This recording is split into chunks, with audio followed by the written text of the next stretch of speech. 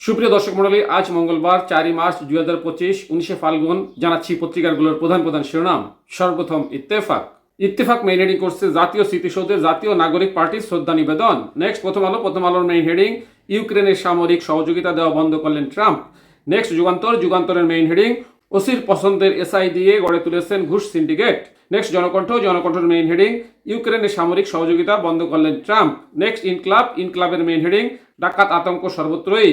Next আমাদের সময়ের main heading হাসিনার সাজানো মামলায় প্রাণ ভিক্ষা নয়, মিথ্যা দায় থেকে অব্যাহতি দিতে বলছিলেন মীর কাসেম।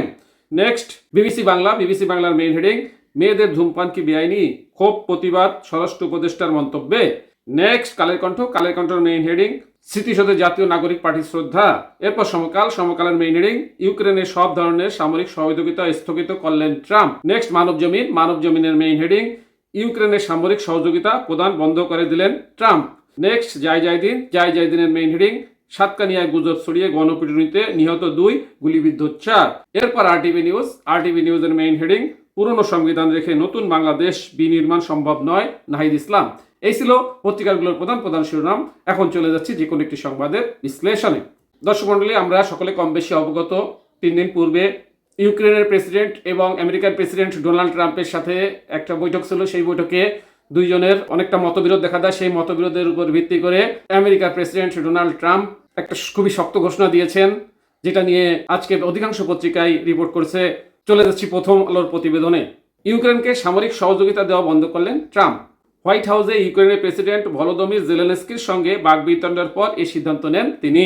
স্থানীয় সময় সোমবার একাধিক সংবাদ মাধ্যমের প্রতিবেদনে এই সিদ্ধান্তের কথা জানানো হয়। ফক্স নিউজের প্রতিবেদনে বলা হয়, যতক্ষণ না ট্রাম্প মনে করেন ইউক্রেনের নেতারা শান্তির প্রতি অঙ্গীকারের সদিচ্ছা দেখাচ্ছেন, ততক্ষণ পর্যন্ত সহযোগিতা বন্ধ থাকবে। ট্রাম্প প্রশাসনের এক কর্মকর্তা উদ্ধৃত করে ফক্স নিউজ বলেছে, এটি স্থানীয় সহযোগিতা বন্ধ নয়, এটি সাময়িক সময়ের জন্য। যুক্তরাষ্ট্রের যেসব সরঞ্জাম এখন ইউক্রেনে নেই, সেগুলো এই সাময়িক সহযোগিতা বন্ধের আওতায় পড়বে। এর মধ্যে রয়েছে উড়োজাহাজ বা জাহাজে ইউক্রেনের পথে রয়েছে এবং ইউক্রেনে প্রবেশের অপেক্ষায় পোল্যান্ডে রয়েছে যেসব অস্ত্র। সামরিক এই অস্ত্র সহযোগিতা বন্ধ রাখার সিদ্ধান্ত কার্যকর করতে প্রতিরক্ষা মন্ত্রী পিট হেগসেথকে নির্দেশ দিয়েছেন প্রেসিডেন্ট ট্রাম্প। দেখেন, এই হলো ডোনাল্ড ট্রাম্প। আসলে আমেরিকাই হয়। সাথে থাকার জন্য ধন্যবাদ।